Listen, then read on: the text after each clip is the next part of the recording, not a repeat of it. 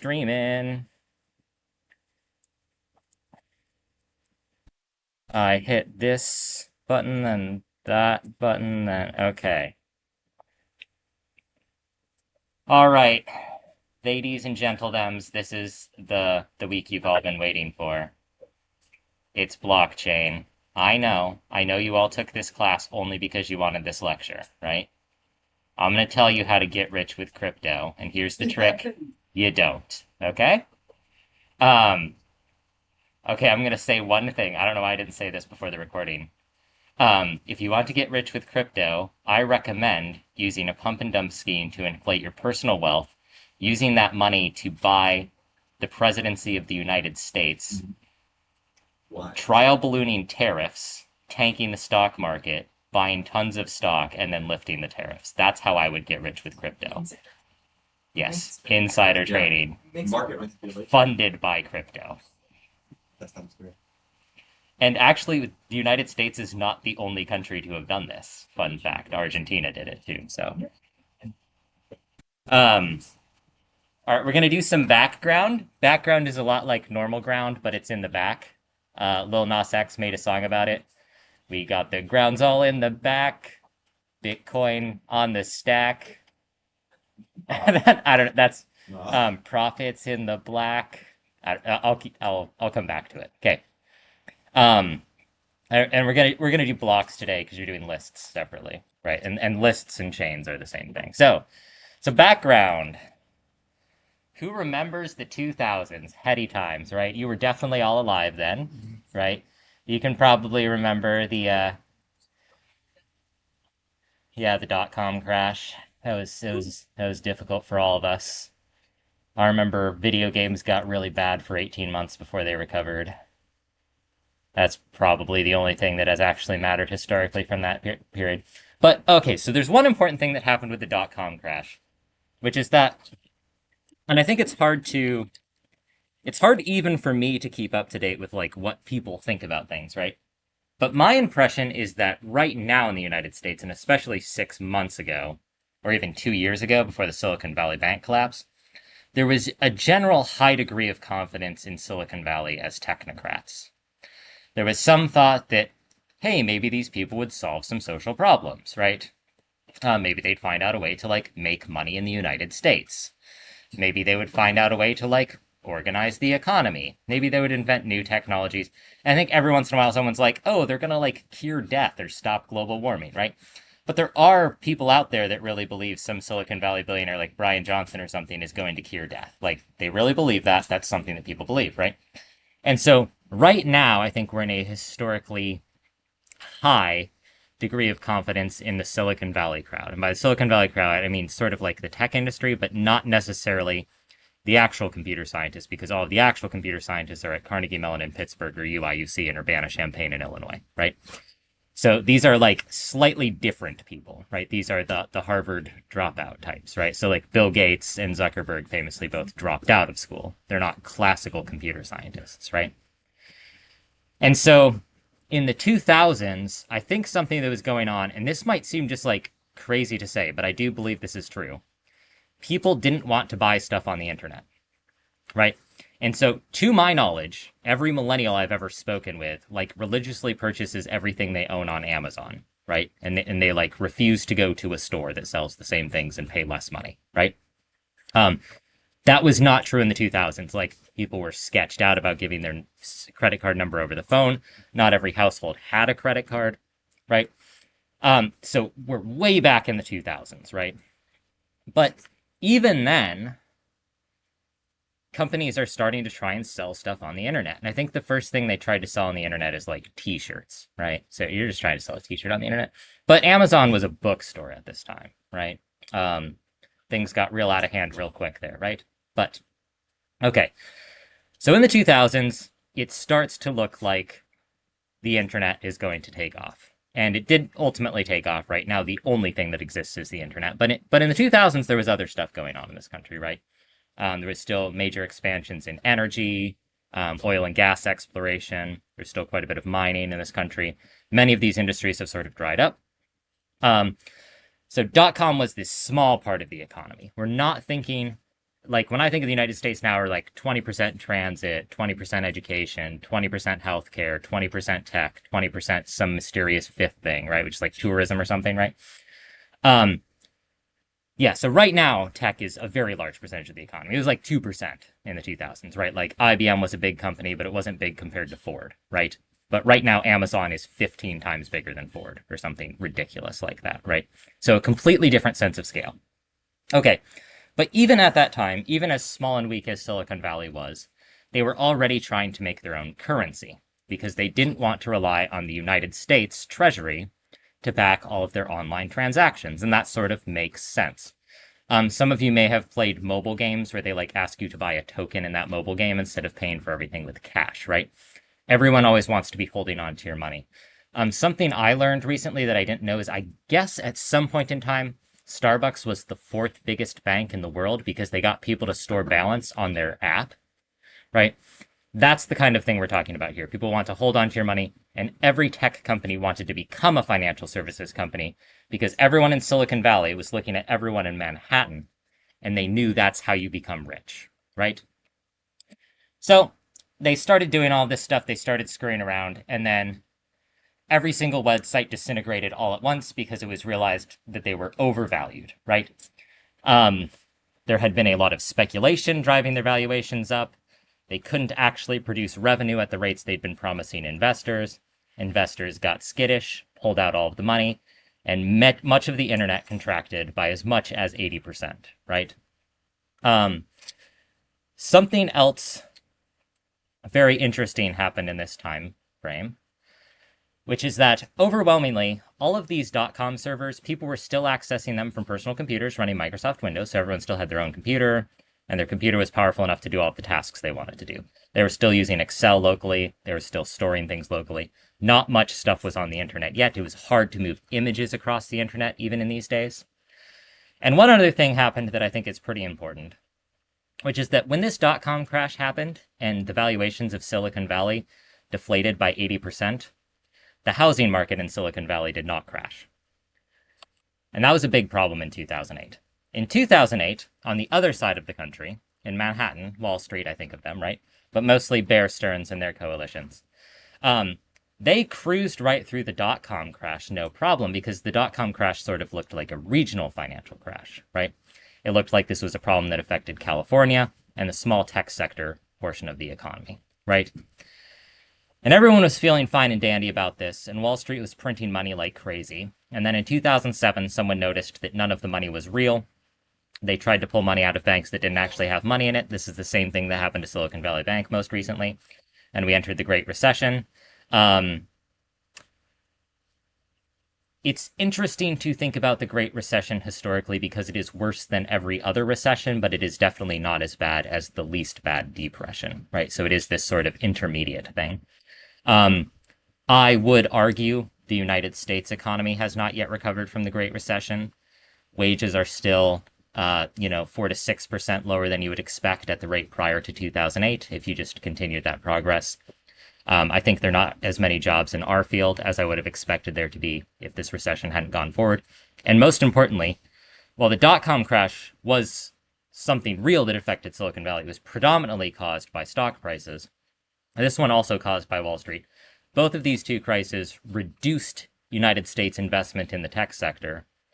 And it's unclear that that was a good idea, especially now that the entire United States economy is a tech sector, right? Maybe if the United States had been investing an additional 2% per year in the tech sector for 25 years, we would be in a stronger economic position at this time. I don't know. There's no way to falsify that. But we do know what other developing economies are doing. And from 2000 to 2025, we do know what the Koreans were doing, for example, which is they were dumping piles of money into Samsung, and now their economy is stronger than ours, right? Anyways, 2008 was very different than the dot-com crash because everything disintegrated. Everyone lost their jobs. Housing stocks fell. It was a global financial crisis, right? I've heard people call it the GFC. I haven't seen that around for a while, but we're calling it the GFC, right? It was bad, folks. And it was so bad that some people thought, wait, maybe we should try and solve this problem. And earlier on the previous slide, I mentioned that at some point in time in the 2000s, there was some belief, and there is some belief now, that maybe Silicon Valley would solve a real problem at some point instead of just selling t-shirts on the internet, right? And this led to what I think of as this open question. And this open question is a question about currency. It's about money. Now, the money I just used to buy gasoline, because I drive a gasoline-powered vehicle, was a United States Federal Reserve note backed by the United States Treasury, and the United States Treasury is backed by the United States Department of Defense. No one is going to argue with the value of my dollars for the foreseeable future. And separately, they are just about backed by gasoline because gasoline and dollar values prices track very closely, and it's very difficult to run an economy without gasoline, right? So that is currency that we can have a high degree of confidence in. It's easy to exchange it for a physical good that is extremely valuable, and it is backed by a very powerful government that is unlikely to fail and is willing to defend its value. None of that stuff helps Silicon Valley because they don't want to rely on gasoline or the United States Department of Defense, right? Now, it just so happens they rely on both of those things now, but they didn't want to in 2008. So, we think of me as a client of a currency system, and the currency system of which I am a client is the United States dollar, right? That is the currency that I use. I use it the same way I use linked lists, and I use it the same way I use SHA-256. It is an underlying technology that I take advantage of to conduct my business. But I really do not like carrying around dollar bills. Even though cash rules everything around me, I would prefer it does not. So I would like to have some other solution, and the solution I am thinking of is non-physical, so I don't need to carry something physically on my person. I would like it to be non-governmental. I would like it to not be tied to a particular nation state, for example. So I have a publication that's been accepted at a conference in Paris. And if I go to Paris and attempt to spend my United States Reserve notes, that will be complicated, right? I would much rather have some currency that transfers easily across national borders because I personally don't see how the national borders benefit me, right? And we want it to be this new word, non-repudiable. If I spend some money, and this money is not physical, so I'm not giving someone a physical note, and it is not backed by a government, so no one can arrest me if I commit fraud, somehow, when I give that money to someone, they have to be able to prove that I gave them that money, and then they have to be able to spend it. And I have to not be able to spend it again. Because otherwise, we just have infinite amount of money, and that's the same thing as not having money. We're not actually tracking anything. So this is the open question that we're trying to solve. Bitcoin solved this problem, and it solved this problem by introducing a technology called blockchain. Blockchain is a decentralized system for transactions. Why is it decentralized? Because in 2000, exactly 2000 on the dot-com crash, all of the technologies that relied on a central server stopped working because those servers ran out of money, they couldn't pay their server cost, and stuff went away. Two examples of this are DigiCash, and you could argue that in 2008 the US dollar stopped working, right? You could also argue that, like, last week, the US dollar stopped working, right? But certainly, and I visited Greece not too long ago, they had a currency crisis in their country, right? And they have a low degree of confidence in the physical currency, right? They would like some alternative. And it's great to not have a central server, but without a central server, how do you do anything at all, right? And what is the thing we're trying to do? The thing we're trying to do is I'm trying to be able to give people money. Now, someday you are all going to have computer science degrees, and you're going to go to a place where a service worker is working, and that person's going to ask you for a tip, right? And your moral obligation is to give that person a tip because you have more financial power than them, right? So you need to be able to transfer N coins to every service worker you see for the rest of your life as soon as you get your CS degree, right? We have to be able to do that some way. Historically, that has been done with coins or dollar bills, or now by pressing buttons on a screen. And we would like to be able to do that without the involvement of a central server or a government.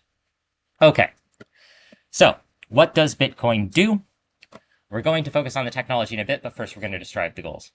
It does something that I like to call achieves consensus. There exists some Bitcoin network. There is not a central server, but there are many servers, or perhaps there are clients, or perhaps there isn't a difference between clients and servers on Bitcoin. There are simply participants. And each one of these participants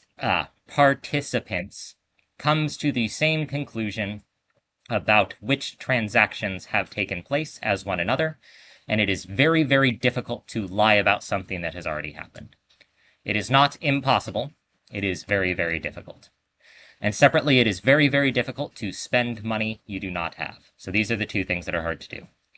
You cannot spend money you don't have, and you can't not spend money you don't not have, right? The way this was accomplished is by, rather than relying on a server protocol or something, the people that designed Bitcoin, or the person that designed Bitcoin, relied on cryptography, and specifically in 2008 relied on RSA and SHA, and they are no longer using RSA. Now they're using elliptic curve cryptography, which everyone's trying to bully me into teaching, right? But it's not as cool. They were using RSA when they started, right? And specifically, they use RSA for privacy, so people don't know what coins belong to whom, even though you can prove that some coins belong to you. And anonymity, kind of the same thing. And then they use SHA for non-repudiation. So you take an SHA hash of something, and then you can't mess with it after that's happened, right? Yes. So they're using RSA because it's a public key. Is that what you mean by privacy? Yeah, sort of. I mean, they needed a digital signature technology, and RSA is suitable for use as a digital signature. And then the core insight here is actually a core insight that is many years older, which is from a paper by Cynthia DeWork. It's called Hash Cache. You'll notice SHA, that H stands for hash. There's an H in hash cache as well. And it's based on this idea of proof of work. If I ask you to generate an SHA-256 hash with some properties, such as is a multiple of 16, that is non-trivial to do. The easiest way to do that is to guess and check, right? And so the thought is that since no one has figured out a good way to predict what hashes are coming out of SHA-256, if we ask for an SHA-256 hash of some record of a transaction, and we require it to be a multiple of 16, then it is 16 times harder to find that hash than it is if we do not add that requirement. And we can make it as hard or as easy as we want. And it is very difficult to falsify this because the more expensive it is to find the satisfying hash, the more difficult it is to mess with the transaction. This is based on the Nakamoto '08 paper, Bitcoin, a peer-to-peer electronic cash system. You should read it. It is still available at the original URL that it went live on, probably in 2007, actually. I bet this was not in 2008. Here is a paper. It is structured like a conference paper or a white paper, though it is not a conference paper or a white paper. One way to tell is that it has too few citations to get through peer review. The way you get through peer review in computer science is you cite people you expect to be your reviewers. This did not have to go through peer review, so it has relatively few citations. And I do not think it even has the proof of work paper on it, which I would argue is the most important one. But it does have Merkle trees, which are the subject of our class next week. Let me show you the URL for this. I'm going to come out of full screen. That is bitcoin.org/bitcoin.pdf. And this is bitcoin.org, and I don't think the website looked quite this zhuzhed up when it first came out, but that's okay. I'm recommending you read that paper on your own time. I didn't think it was that difficult to read, but perhaps it could have been. Some of you asked me earlier, you were talking about XOR list or linked lists, and you said, well, what's the first thing you do? This makes sense with Bitcoin, because Bitcoin is essentially going to be implemented as something an awful lot like a linked list, right? And when something's an awful lot like a linked list, it has to start somewhere. And also, all of that currency has to come from somewhere. So if currencies are based on transactions, someone has to spend some money for anyone to have it. This is the Bitcoin Genesis block, and this is just a bunch of data that got hashed that became the basis of future Bitcoin blocks. So this is block 0 or perhaps block -1. And the fun thing about this is it is very easy to see what the people making Bitcoin were into because they embedded a Times of London headline about the, I don't know, the collapse of the global financial system or something. I don't know. This is just expressed as ASCII, hex, and then this is just offsets, right? So this is all the same information presented in different ways. This is a hex stone. Okay. So with that sort of motivation, we're going to introduce blocks. Okay. I'm basically going to be following the Bitcoin paper because it seems fine to me. It made a lot of sense to me when I read it. There is one other way I think of Bitcoin, and I'm not sure if that's a good way to teach it, but I will describe that to you verbally if you get confused and ask me a question.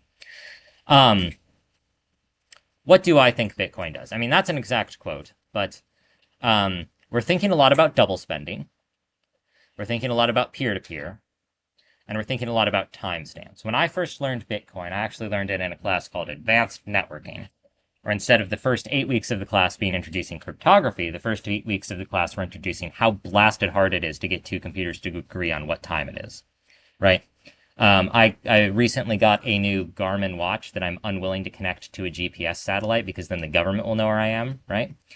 And it really wanted to know what time it was, so I told it what time it was, and then its UI sucked, so it took more than a minute for me to get it to confirm that time. So it now does not agree with what time it actually is, right? And I want to be clear, it's not me not knowing how to use the watch, it's that the watch was bad, right? So I am blameless. Um, and there's just so many things that are a little bit hard about this. So we all have computers here, right? If I were to send an email to any one of you, I don't know how many seconds it would take to get there. I just don't know. That's not an easy question to answer. I don't know what servers it would go through on the way. I don't know if I post something on Instagram.com and edit it. I don't know how long it'll take for you to see the edits. So if I say the time is now currently 3:16, and I put that in an Instagram caption, I don't know if you're going to see it when I think it's 3:16, right? So time is hard, and we're going to hand wave time. So I'm just going to say gulp. That's all I'm going to say, right? Peer-to-peer distributed time-stamped. We're going to use computational proofs. Those are not proofs of the mathematical correctness of something. These are hash proofs that something happened, okay? We're going to use chronological ordering. We're going to do things in order. So if I try to spend my money twice, the first time I try and spend that money is accepted and later times are not. And we're going to use transactions. Notice none of the things in here are currency. We're going to synthesize currency out of transactions. We're going to say someone having given you money is the same as you having money. And we don't need to worry about physical currency anymore, so the only thing we need to worry about is transaction history. A Bitcoin is a blockchain. And I'm not going to do a good job referring to things as Bitcoin or blockchain, right? Bitcoin is an implementation of blockchain for the purposes of achieving a currency system. There are other things you might use a blockchain for. I don't know why you would use it for anything else. Recently read a paper where someone was using it, and I wrote in the comments, you probably should have used this other algorithm. We'll see what happens. Okay, so a transaction is what we are using instead of our currency. And what it is a series of digital signatures. The first signature is going to describe basically something that happened in the Genesis block, the very first block of Bitcoin that distributed coins to some people. And what you're going to do is you're going to be able to track the ownership of your coin back to some Genesis block when that coin was generated, right? And so you'll know the chain of ownership. Now, you won't know the names of any of these people, but you'll know their digital signatures, right? And if you are the most recent person in some chain, then you can spend the coin, right? And one of the ways we're going to have to verify this is we're going to have to make sure you didn't already spend that coin, right? So we're going to have to check elsewhere in our blockchain and make sure you didn't spend that. We are essentially going to treat this as a record type. Remember how I wasn't going to say the word record? They got me again. But it's just a struct. It's just a struct, and it's just going to be a struct that has some stuff in it.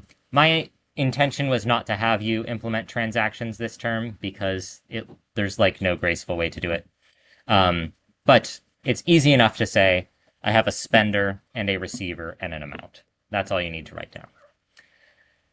These records can be stored in multiple locations versus gold bars, which have to live at Fort Knox or like maybe somewhere else, right? I can store the record that I have 20 Bitcoins on my laptop and also on my desktop and also on some other remote server, and all of those things can basically agree.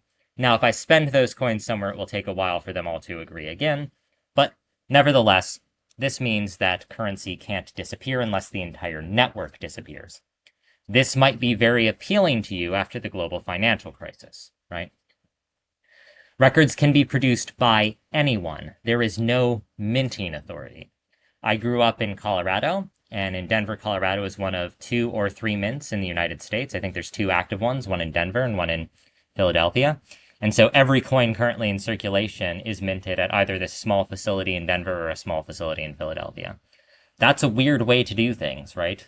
What if there's like wildfires in Colorado and people are busy for a few weeks and can't mint any coins, right? Um, you can argue that that made sense historically, and maybe it doesn't make sense now. Okay, if I find a quarter on the ground, I do not know who that quarter belongs to. It is possible to lose money. It is possible to misplace your wallet. Other things are possible as well, right?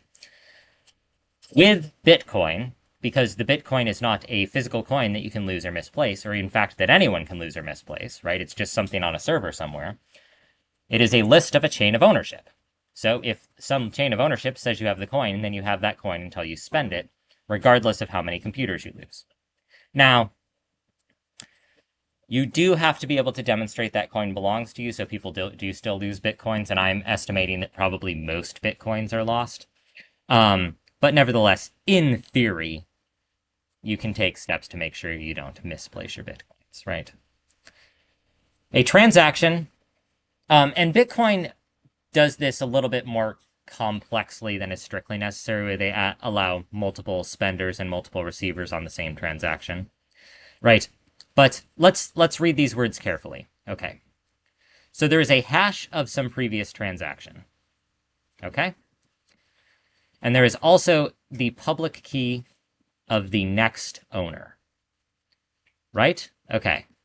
So I have a public key. You have generated public keys, right? They are some certain size. This is usually the modular base n, right? So that is going to be, in our case, 4096 bits, right? So there's going to be 4096 bits, and then I'm also going to hash the previous transaction.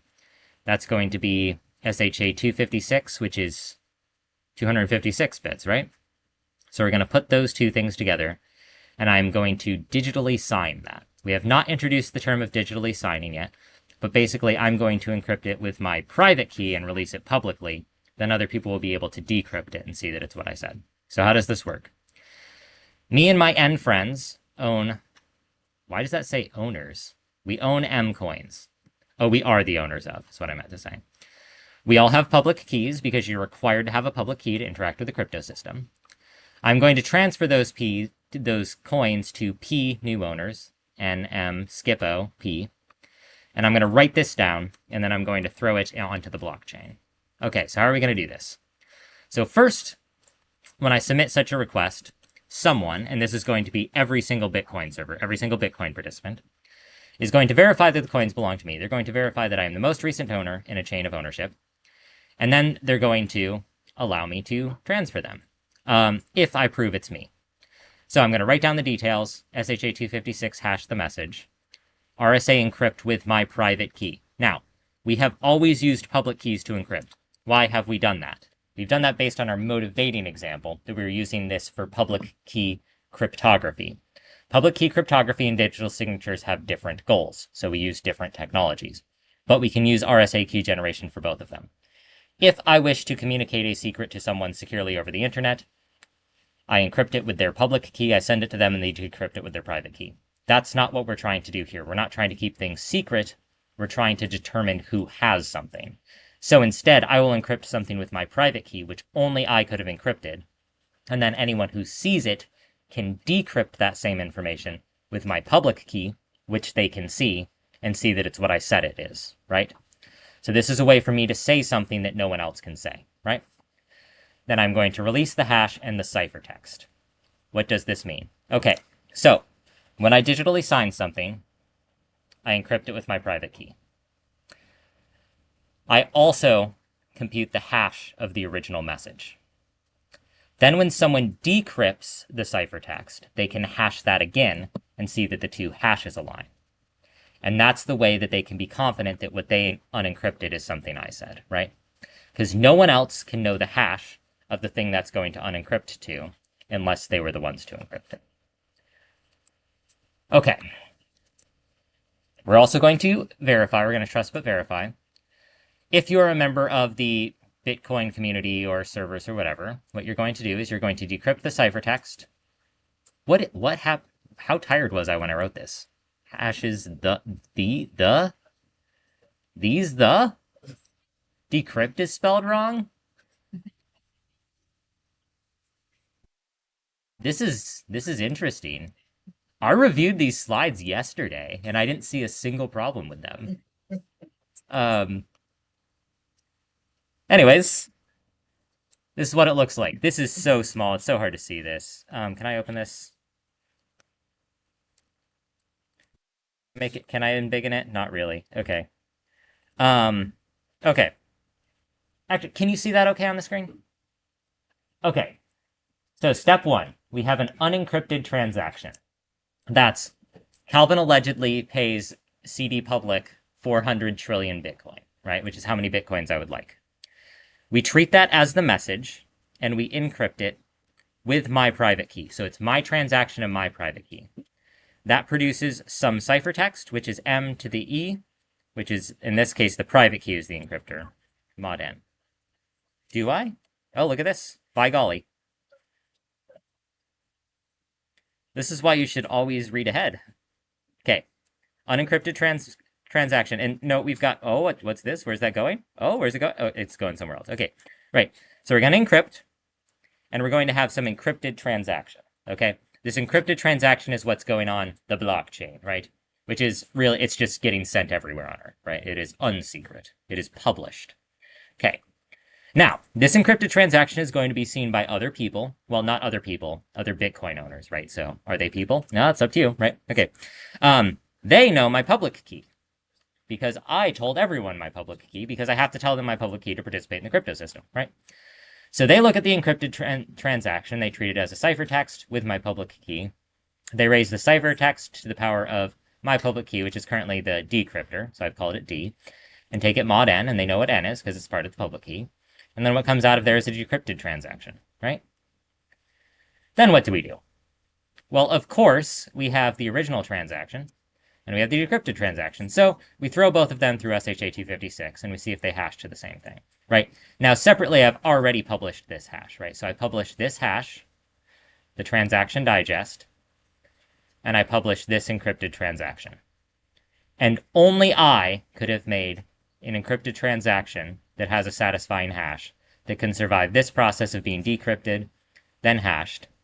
And if these two things are the same, then we accept the transaction because that means I was the one that requested the transaction and I am the owner of the Bitcoin.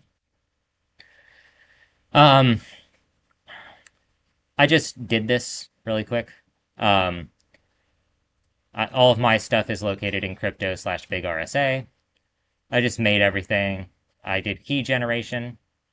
Calvin Deutschbein plays Professor Calvin and buccarinos. So I saw a Twitch streamer refer to dollars as buccarinos. Does anyone do that except Twitch streamers boomers watch? Okay.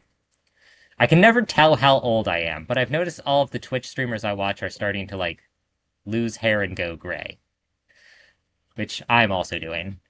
Ah, age. Can something be beautiful if it's not transient? That's what I want to know. And I say it can't. Okay.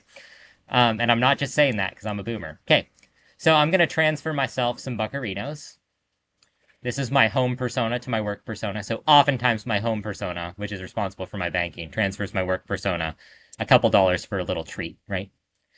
Okay, so we key generationed. What does this key generation do? You all did big RSA, right? So you know what this does. This generates a public and a bad on my device. So I have unsafe.bad and unsafe.pub, right? Do you think everyone's okay out there? Well, it's about time. So I mentioned I got this paper in this conference in Paris. I don't really want to cross an international border right now. Yeah, right. I mean, Zoom. yeah, like there's a remote option, but like I also like there's also a reason I would want to go to Paris right now, right? I want to cross the international border in one direction. Okay. And I'm saying this stuff on YouTube, right? Which is why I can't do anything. Okay. So, what do? I big RSA. I use the decrypt flag. Why do I use the decrypt flag?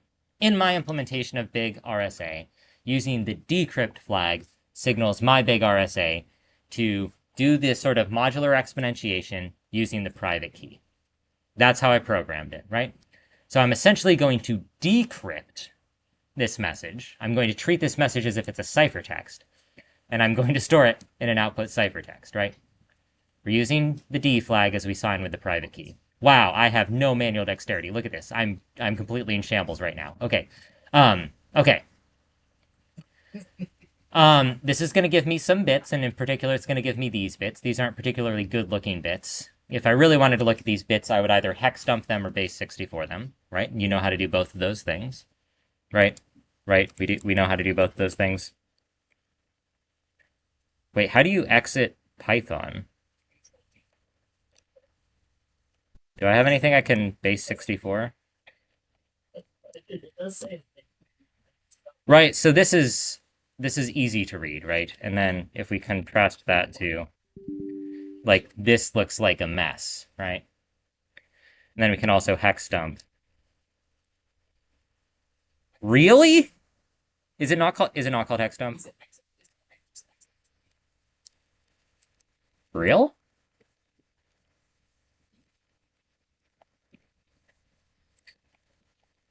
I'm just installing this as a super user. Sure hope that's my password. Really?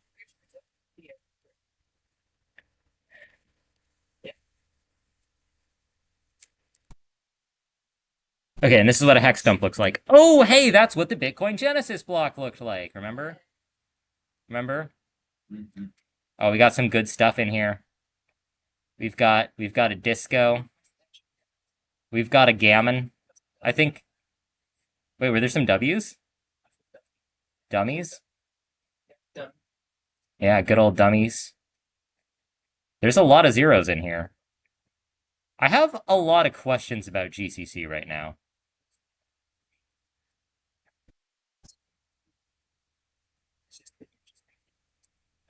It's definitely padding something. Oh, yep. It's an executable load format. Okay. Or is that what it is? Did I say it right? Linkable. Yeah. These don't stand for anything. Yes, Sam. At some point, they switched. You said they switched to elliptic curve, right? I think so. I think you just have to sign something and say how you signed it. But everyone's using elliptic curve right now, as far as I could tell. Okay, sorry, I'm a little lost. I don't know if this actually a valid question. Can you check all transactions using the elliptic curve now? No, you just use whatever algorithm they specify. Yeah. Okay. And it's very easy to tell which algorithm it is because the elliptic curve and the RSA keys are different sizes. So you just know which one it is from the size. And I think they only allow ECDSA and RSA. Okay. Oh, look, my Buccarinos got accepted at the end. That's a spoiler alert. Don't read that yet. Okay. Okay, so we've got some bits. How many of them? If I had to guess, I'd suspect there's around 4,096 bits here, but I don't know for sure, right? I mean, I do know for sure, but... Okay, then what do? I big RSA encrypt. I use the encrypt flag because I'm using the private, or the public key. That takes my ciphertext, and I produce a new message, which I'm calling N. And then I cat N, and it says, oh my, by golly, it says CD pays PC and Buccarinos. That's the exact secret I was trying to save. Folks, we've done it. We can be libertarians now. Okay. And then you can also hash these, and of course the hash of m.txt and n.txt is the same, right? So if I handed someone this pile of bits, I was like, hey, can you hold on to these bits for me? And they'd be like, kind of suspicious there's exactly 4,096 of them. You didn't happen to be buying heroin on Silk Road, did you? And I was like, no. I was donating to the World Wildlife Foundation, right?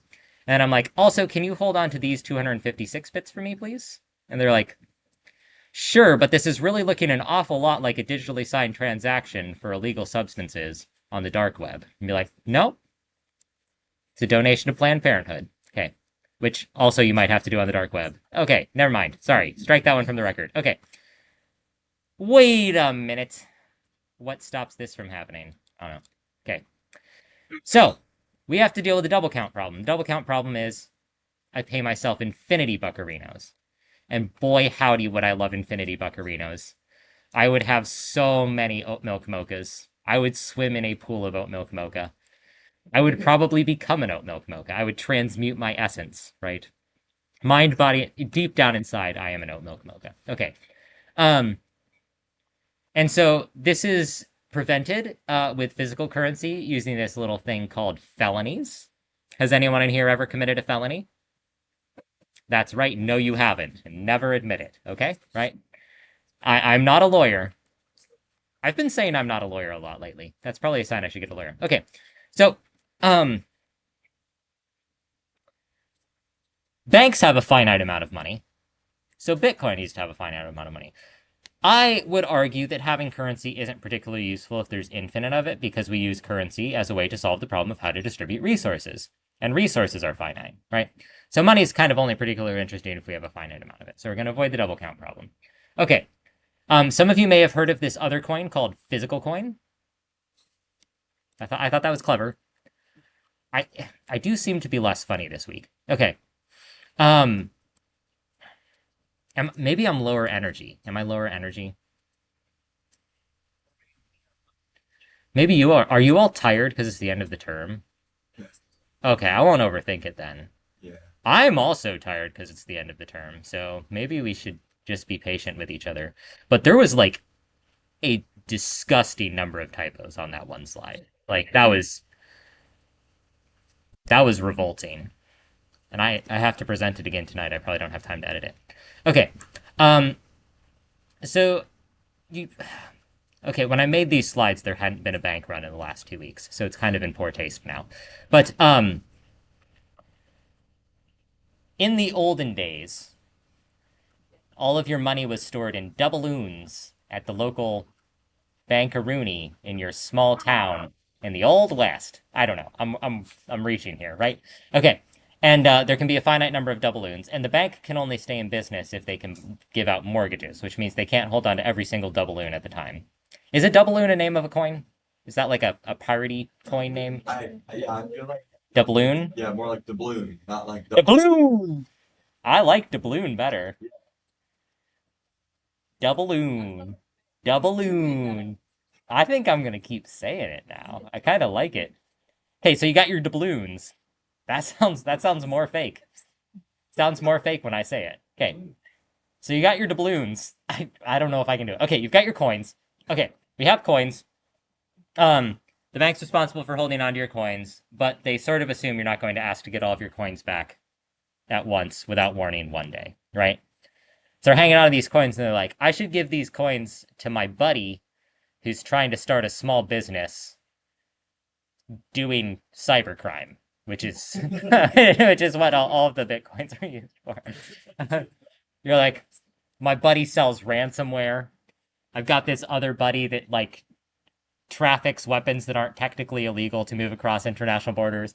I got this one buddy that really likes selling mining explosives and we just don't ask why, you know? So like those are your buddies using Bitcoin. One of the early jokes with Bitcoin is like Bitcoin is a great way to buy things from people that had a reason to hide all of their transactions from the government in 2008. And you're like, who are those people exactly? Right? Um, so anyways, those are the people with all of the Bitcoins. Um, anyways, separately, if you're a bank, right, holding on to all those doubloons, that ain't free, right? You got real estate costs, right? You probably have to hire a vault. You might have to hire someone to pretend to be a security guard, right? Um, I don't really know how banks work, but I'm assuming that they have to generate money somehow. And I'm guessing they do that by charging fees or charging interest, right? And they can only charge interest if they give your money to someone else and make them give back more of it, right? But fortunately, with physical coin, banks can be trusted. And so we never have to worry about any problems with that. But we might have to worry about problems with Bitcoin because we absolutely cannot trust the kind of people that use Bitcoin. So instead of trusting people, we're going to trust math. Well, we're going to trust arithmetic. And we're going to do everything on a public ledger. Okay, so how does this work? Everyone in the universe can see every single transaction. That's how they tell if you have money, right? Everyone knows how much money everyone else has. I kind of think this would be cool to do with physical coin because, like, I don't actually know how many billionaires there are, and I feel like I have a right to know that. So this kind of seems like a cool thing. So Satoshi Nakamoto, who's the character that allegedly invented Bitcoin, controls like several trillion dollars in assets of Bitcoin, right? That's like kind of interesting to know. Now, of course, the valuation of that Bitcoin is predicated on the fact that Satoshi Nakamoto is never going to move those coins, right? So if you pull out a single one of those coins, their value probably goes to zero instantly, right? But it's conceptually interesting that this person has a high sheet balance valuation, right? So anyways, there's a public ledger. We can see every person that has Bitcoins. But when we say people, right, we can see digital signatures. And it is possible that one person has more than one digital signature, right? In fact, it is possible to use a different digital signature for every single transaction, though then it's incumbent on you to remember what they are. But nevertheless, you can see every transaction. This is not great if you are a ransomware company and you make your money by extorting people out of Bitcoin, and then you go to Wells Fargo and you turn your Bitcoin into US dollars, and the FBI knows the transaction history of that Bitcoin and shows up and takes your US dollars and also your Bitcoins and also probably you, right? So this was not great for cybercrime. I think maybe the cyber criminals didn't think this one all the way through. Cyber criminals keep seeming to think that they're going to outsmart a trillion-dollar national government that has its own currency system, and they haven't really done that yet, but I guess we're rooting for both sides to both have fun. Anyways, you might be thinking, every single transaction ever, I bet that would fill my hard drive, and that might be true. I have a 50 gigabyte hard drive, so it fills mine, or a 500 gigabyte hard drive, but it's only 600 gigabytes. And then you might think, wait a minute, do I need to know the complete transaction history of every coin, or do I just need to know who currently owns the coin? And if you only need to know who currently owns the coin, that's 5 gigabytes, and that fits on an email attachment, right? So you can email Bitcoin to your friends, right? Be like, trust me, it's in there. One of those 5 gigabytes says that I have a doubloon, right? It says so. It's right in there. So transactions equals coins. But really, all of the transactions in total represent the ownership of all of the coins. And you have a coin if your transaction is part of the collection of transactions, right? So Bitcoin was meant to appeal to a certain type of personality and a certain type of use case. And this certain type of use case seemed slightly incompatible with writing down everything you've ever done, right? So I mentioned the cybercrime problem, right? But it doesn't have to be that bad, because it might be unclear if I'm any one of the links in the chain until someone tries to cash this thing out. It's not a problem for me, right? And here's how. I generate a key, and I never tell anyone. And why don't I do this? Because it's embarrassing to own Bitcoin, right? So you don't tell your friends you have any of them, right? I've got a friend that like mentioned he has some Bitcoin, and I don't think of that person the same way, right? I was talking to a student who is super into Bitcoin, and that student didn't take this class probably because I was a little bit too funny. I respect all of you for taking this class. You are all my favorite student. Actually, we should take a break. Can you all give yourselves a pat on the back for being the best students? I'm proud of you. You're all goated. Okay. All goated. Okay. So I just generate a key. I never tell anyone. I participate just like anyone else. I sign a bunch of transactions, right? And I'm like, yeah, sure. Those are my doubloons. The key has nothing in common with my identity. Now, of course, I generate my key by hatching Calvin is awesome, right? So people can figure out it's me. But a lot of people have more sense than that, so they don't have to worry about it. Okay. We got some limitations. If a coin is used for something illegal, its full ownership is known. This is the problem. This is the example I gave you. By the way, if you're going to be a ransomware extortionist, I forgot the government doesn't exist anymore. I was like, what's one link that won't break? Probably the Department of Justice. Me being naive. There it is. Okay. Anyways, the Department of Justice was real proud of themselves for defeating the dark side. Why was this updated on February 6th? Oh, it says something at the top about being archived. Got archived?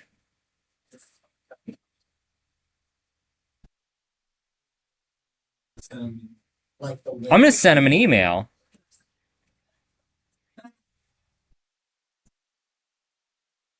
Yeah, okay. Are we... Oh! Trans! Ah! Okay. Is there any diversity? No, we're safe. Wait, is there equity? So okay, we shouldn't make fun of this. It's serious. Okay. Um. Okay. Moving on. I hope we all had fun making fun of the Justice Department. Um. They deserve it. Okay, so I got this email. It was like, I bet your students want to participate in a cyber competition sponsored by the Department of Homeland Security. And I did not forward it to you. You can find it if you want to do that. Okay. Um, okay, so the way we're gonna do this, if someone tries to double spend, the first transaction counts. We can't say no transactions count because we don't know someone's going to try and double spend until they do, right? So if a transaction is valid the first time it's attempted, it goes through. And if the coin has already been spent, it's not. And so the way we do this is we pick the first one. But because this is in a computer, I can write a script that wakes up in Sydney, Australia at exactly the same time I go to spend some of my currency in Portland, Oregon. And those places can only communicate with each other at the speed of light, which means I have several seconds after which I make a purchase in one of those places where it cannot be known that I made the purchase at the other place. Not several seconds, but like some amount of time, right? And I can write scripts that conduct transactions at very specific times, right? So there's not even necessarily a way to figure this out. In fact, it's impossible to figure which one's out. I bet this is a link to a really cool paper. I bet it's on Lamport timestamps. Oh, it is! Oh, Leslie Lamport! This person won a Turing Award for something. This is an operating systems topic. Yeah. So anyways, Leslie Lamport wrote this paper that says you can never figure out when anything happened. And if I ever run into the Justice Department, I'll say, well, when did I do the crime? And then I'll show them this. And then they'll let me away on a technicality, because that's how the government works. Anyways, this is a fun paper. You should read it if you want to. That's not true. You should read this no matter what. You should read it even if you don't want to. But you don't have to read it right now. This is times, clocks, and the ordering of events in a distributed system. This is probably one of the most influential papers of all time.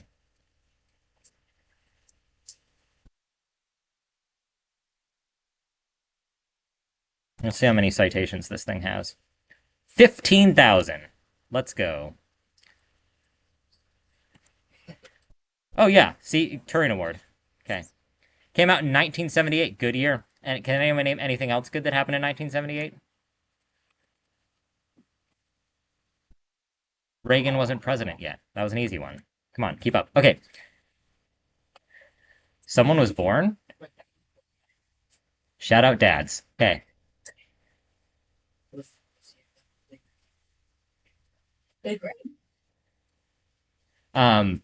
So without 1978, we wouldn't have Jimmy because the chain of ownership of Jimmy's genome had a transaction in 1978, right? In a way, are we not all Bitcoin transactions, right? Yeah. Okay. Blah, blah, blah. When a transaction happens, write down when it happens, okay? Throw it in a struct, hash it every 10 minutes. Why every 10 minutes? Because this stuff is expensive, it costs money, okay? Here's an image from the actual paper. Each timestamp includes the previous timestamps. In its, that S doesn't exist, in its hash, forming a chain with each additional timestamp reinforcing the ones before it. Okay, I've got a block. The block has some stuff in it. One of the stuffs it has in it is a timestamp. One of the stuffs it has in it is some transactions. One of the stuffs it has in it is the previous block, right? We hash that thing, and we pass it on to our buddy over here, and that goes into the next block. And the road goes ever on. You know, I should have inverted the colors on this. This looks kind of cringe. I'm not gonna mess with it right now. Okay. Okay. So, I don't care about the binary encoding of transactions. I don't. I tried really hard. I was unable to do it, so I'm not going to give a lecture on it or anything. We're just going to say there's some way to store transactions, right? You can just store them as strings. Do whatever you want, right? So we're going to abstract how transactions are handled.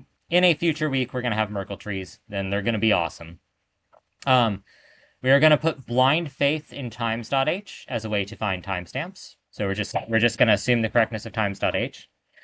And we're going to get our hashes from either the SHA we wrote or from SHA 256 sum.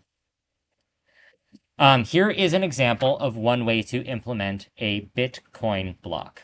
I have taken advantage of two structs here. I've made something I call a digest. This digest is exactly big enough to hold an SHA 256 hash.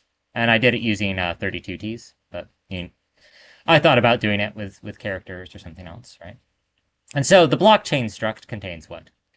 Well, it contains the digest of the previous hash, so we hash the previous block, okay? So this is block n+1, and this is the hash. I take the sort of, as it is written in my file system, just the bits that constitute the previous block, and I hash that, okay?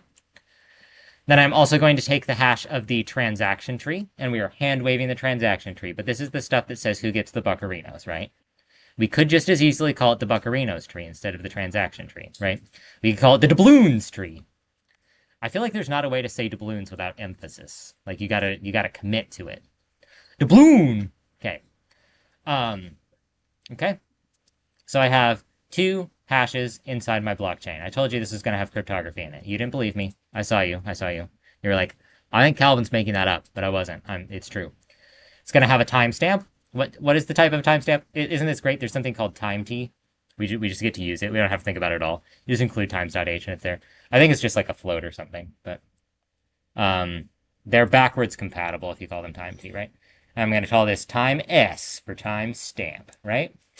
Ooh, and I bet we need some other stuff. I wonder what that other stuff is. I sure hope that it's covered in the next 21 slides, right? Okay, so let's see what it is.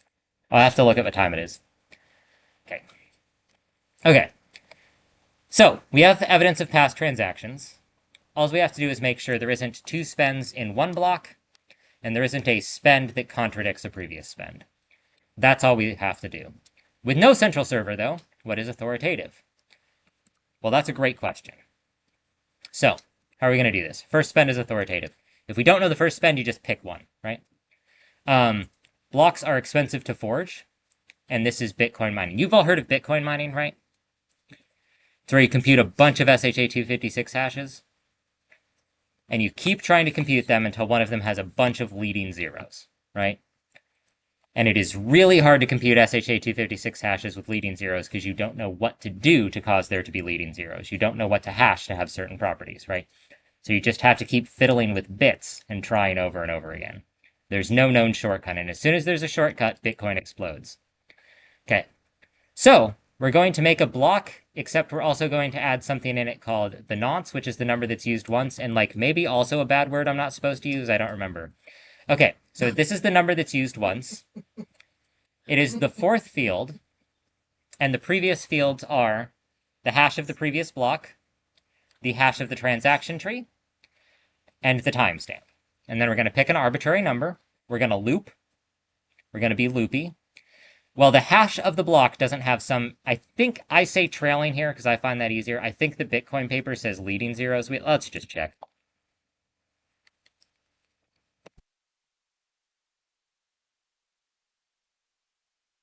Hash begins with a number of 0 bits. Okay. And I said ends with a number of 0 bits. Okay? And then you just pick a new number until you get the hash that satisfies the property. Okay. If my SHA-256 hash has to have one leading zero, how many times should I have to try and compute an SHA-256 hash to guess that I will get one with one leading zero? 2 times, because it's either going to be 0 or 1. So I probably only have to try twice. If I need 2 leading zeros, how many times do I have to try? 4 times. If I have 10 leading zeros, how many times do I have to try? 1,024. Which means that for just 20 leading zeros, I need 1,000,000 attempts. Now, you all have run SHA-256 hashing, right? It is not instant, right? If you do it 1,000,000 times, that's going to add up, probably, right? So that's where this all comes from. That's how we can be confident in things. Okay. So I just implemented this quickly at command line. I treated a transaction from CD to Professor Calvin. I said I am transacting 1, and then I added a single numeral to the end, and I increased that numeral. And what I was looking for was to get 1 trailing 0 in a hex dump, which is the same as 4 trailing zeros. Completely by coincidence, this took exactly 16 times, which I thought was hilarious, right? That's an F, and I started with 0. So that's 0 to F is 16, and there's my first 0. And you can compute this same thing. You can echo this into transaction.txt, you can shank it, and you can see what the result is. And I can probably verify that right now.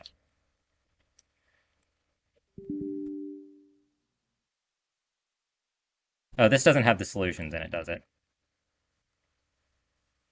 Oh yeah, that's not implemented. Well, that's okay. We can... let's see.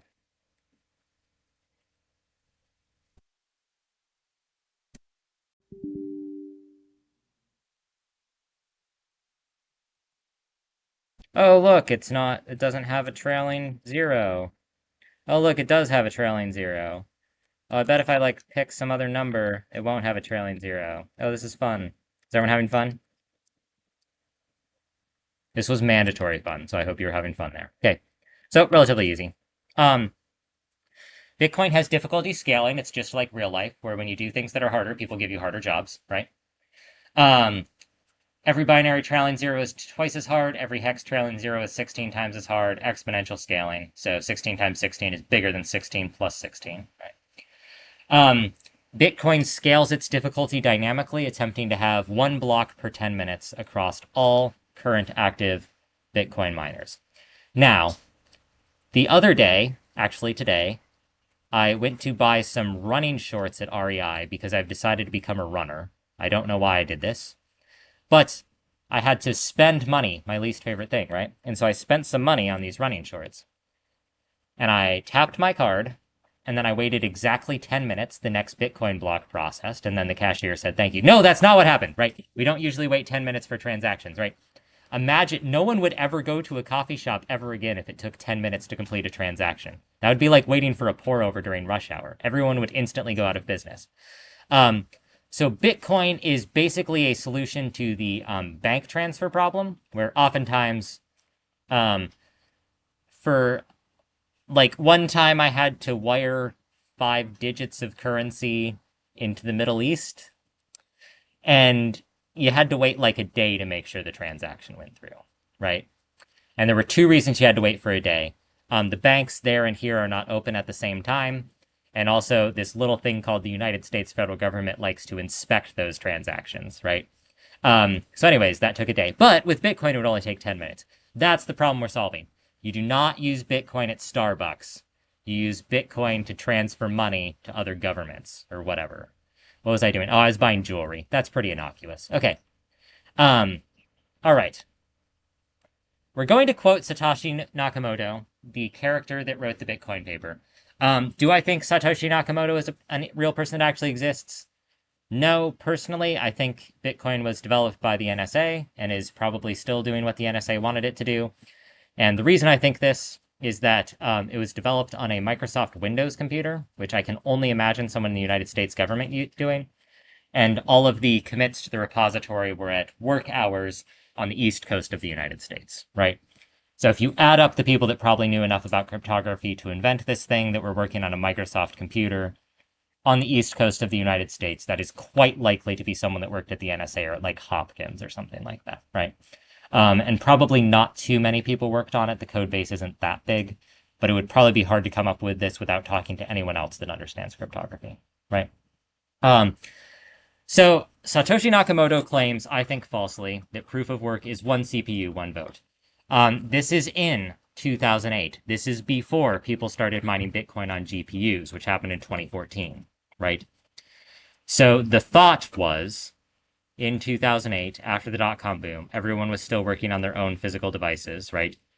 Oh, of course, every human will have one computer, and the computers will be roughly as powerful as each other, and this won't strongly advantage the rich and powerful. Or that was the claim. And in my view, that was a claim made by the United States government, right? So my claim is, in absolutely no way is this decentralized. This is more money, more votes, which is, we already have that political system, right? We didn't need to go invent it. Okay. My impression, and I napkin math this from time to time, is that 65% of operational CPUs are owned by Amazon, Microsoft, or Google Cloud Platform. I suspect that at any given time, any of the big three tech companies can take total control of the Bitcoin chain for as long as they want. And I think they would not even lose that much money doing it. It would just be less profitable than what they're currently doing. And so my claim is that in 2008, AWS, Azure, and GCP were not that big. In 2008, the entity that I think had the biggest data center was the NSA. And I think the NSA could have controlled the Bitcoin chain at that time. It is possible the United States has more computing power than these other companies. I don't know. I'm guessing it's pretty close, right? They're all about the same size. Logging mentioned, I love the Pacific Northwest, right? Okay. When you make a transaction, it is never a sure thing. Why is it never a sure thing? Well, you're asking it to go into some block. Maybe it goes into that block. Maybe that block has a fraudulent transaction and gets rejected, and someone starts working on another block. So, what this means is the longer ago in time your transaction happened, the more likely it is to have actually happened, but you never become absolutely certain. Here's one example. There was a famous fork called Bitcoin and Bitcoin Cash. Two different blocks were made at around the same time, and both of them persist to this day. One of them is the current Bitcoin chain. One of them is the Bitcoin Cash chain, which I think is like the third biggest cryptocurrency after Ethereum. It's huge. And each one of these, Bitcoin and Bitcoin Cash, just makes a new chain every 10 minutes. And if you happen to have a Bitcoin before that split, which was maybe in like 2017 or something, I don't remember exactly, you just have coins on both, and you can spend them on either chain, right? And well, so the valuation of coins on both chains has baked into it this notion that all of the money got duplicated, right? So Bitcoin Cash is considerably less valuable because it's considered to be a derivative currency. If a majority of CPU power is controlled by honest nodes, the honest chain will grow the fastest and outpace any competing chains. What does this mean? Well, you have your dynamic scaling difficulty, and you assume that most of the people working with Bitcoin are not trying to lie, cheat, and steal. And why would you assume this? I have no idea, right? But so you assume that. Perhaps you argue it is only useful or meaningful to interface with Bitcoin at all if we can trust in it, if we can have confidence in its veracity, right? So in general, people mining Bitcoin are probably vested in the legitimacy of Bitcoin. They're doing a good job making sure they're not double spend. They're not doing any self-dealing, right? They're not faking a bunch of transactions to them, right? So, okay, in general, these should be producing new blocks at some fixed rate. And if someone is trying to produce fraudulent blocks, they cannot produce them at the same rate because they don't have enough compute power. Simple enough. My impression is, if you are arguing this as an alternative to actual currency, the same people that control mints are the same people that control all of the compute power. So I don't really see how you're solving the fundamental underlying problem here. One of the three like strategic position whatevers of the university is climate change. Have you heard this? It's like big data and human-centered computing, democratic institutions, and climate change. Anyways, Bitcoin's destroying the environment because just computing a bunch of hashes for no reason doesn't actually do anything good. It just destroys a bunch of hardware and uses a bunch of electricity. It's been very popular in Oregon because we have the hydroelectric dams. Anyways, the more popular Bitcoin gets, the more wasteful it is because you have higher difficulty, so you have higher hashing. That hashing is providing no value to society. And it is not actually good to make miners more efficient because that just means they can hash even more, right? I do think maybe we could argue that the enormous amounts of money thrown at NVIDIA to make fast GPU miners maybe powered the AI boom. So if you think that's good, good for you. Okay. We'll just quickly summarize the network and then we'll be done for this week. Y'all doing okay on list T? Having a good time? Okay. Tree T next week. which I haven't figured out how to assess that because that's an implementation detail. So maybe I'll just tell you to make a tree and hope it happens. I don't know. I can tell you to make a Merkle tree. Okay, here's the steps. On the Bitcoin network, I'm decentralized. I'm definitely not controlled by criminals or governments, right? My two favorite things. If you try really hard, you can be a criminal and a government. A lot of people don't know that. You can do both at the same time. Okay. So on the Bitcoin network, and my friends keep calling me up and they said, hey, I would like to transfer one buckarino, doubloon. I'd like to transfer one doubloon to my good friend. And my good friend has a name that is a hexadecimal number, right? They're like, cool. So you listen, you get all these phone calls, new transactions are broadcast to all that, right? So every time someone tries to spend, they say, hey, I'm trying to give this person some money. Okay. Each one of my nodes, which are a lot like noodly appendages, right? The Bitcoin network is a lot like the flying spaghetti monster. So each node, it hears all of these transactions, and it collects them, and it puts them in a big transaction tree, and then it starts trying to make a block. And the way it starts trying to make the block is it starts computing hashes and changing the number that is used once, right? So it keeps increasing or decreasing or guessing random values for that number, right? Okay, so we're doing proof of work on your blocks. As soon as I find a satisfying block, I pick up the phone and I start calling my friends. I'm like, hey, I got a new block over here. It's time for a block party, right? Have you ever been to a block party? Yeah, right? Are they fun? That was a trick question. Parties aren't fun. We're STEM majors, right? Yeah. I know you're not a STEM major. Okay.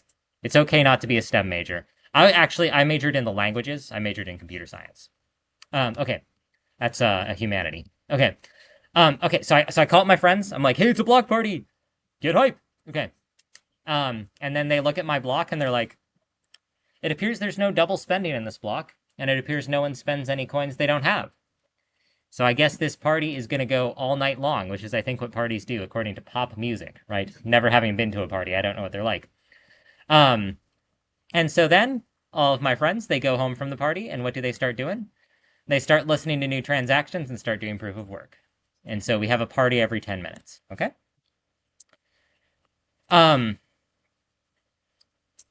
Not too bad to get this to work. You can just write a Node.js server.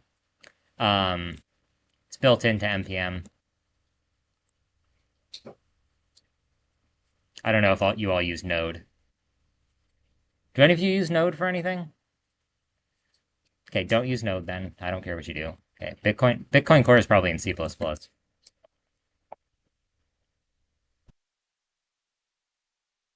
Really? Where is it? Surely this is C++, right? Yeah. C++. Oh, there's a bunch of Python in there now. That's cool. Bit of C.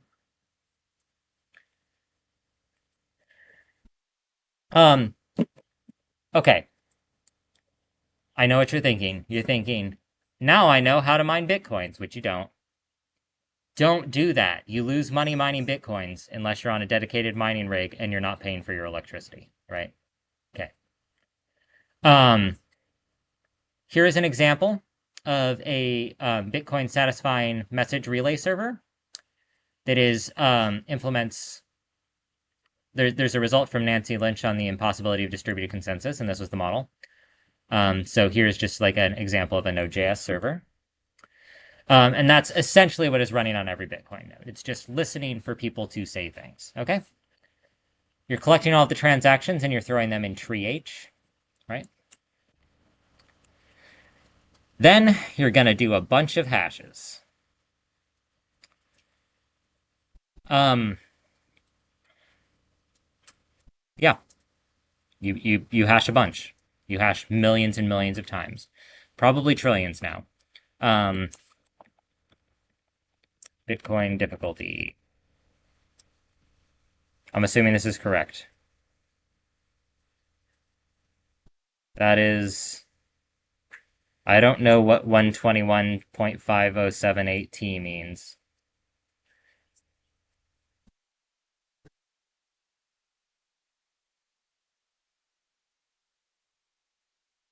Oh, yeah. Is it this much?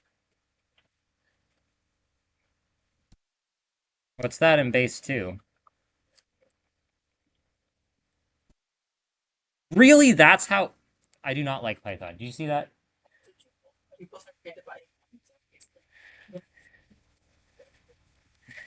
It's not my fault that I have Python installed on my computer.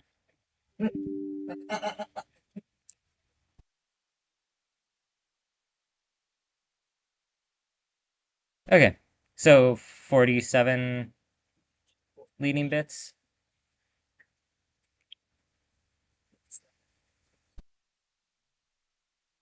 $47 out of $256.